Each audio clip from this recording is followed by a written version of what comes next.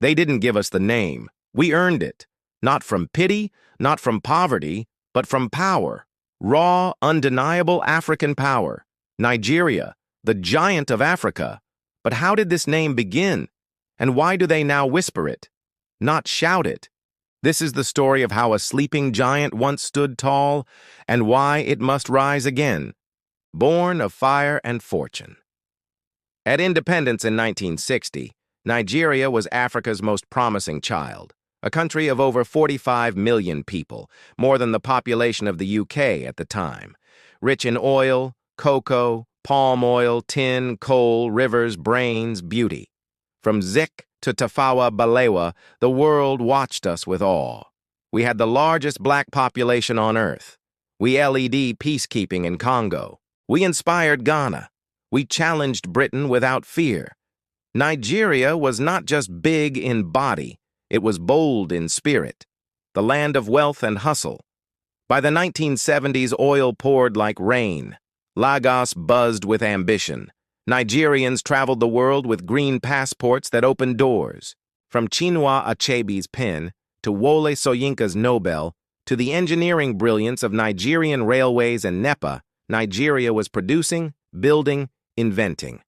We didn't just consume, we created.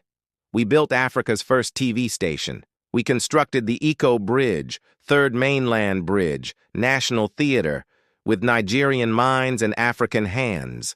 The world saw it, and they named us the Giant of Africa. Brains without borders. Nigerians became doctors in America, lawyers in the UK, engineers in Germany. We didn't run, we conquered. Today, Nigerians are the most educated immigrant group in the United States. More PhDs, more MBAs, more courage per square inch than anyone imagined. Why? Because even when the country stumbles, the Nigerian never forgets how to rise. A giant with scars. Yes, we fought. We bled. We were divided by greed, corruption, and colonial games. They feared our size, so they weakened our unity. They saw our oil, so they fed our leaders lies. They saw our minds, so they sold us doubt. But even in our worst moments, we led ECOWAS. We brought peace to Liberia and Sierra Leone. We kept Africa breathing when others choked.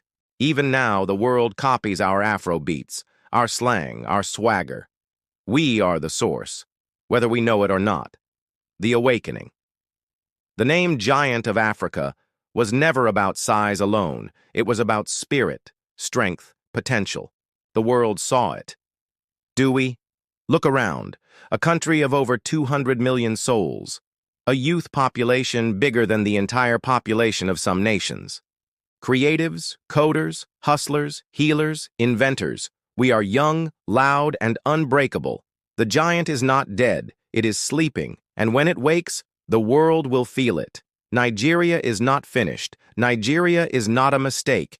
Nigeria is becoming. I'm Evian. And this is Forgotten Thrones, true Nigerian stories they never dared to tell. Like, comment, and follow if you love our stories. Got a myth you've heard? A name you're curious about? Drop it below. We'll dig it up and tell it.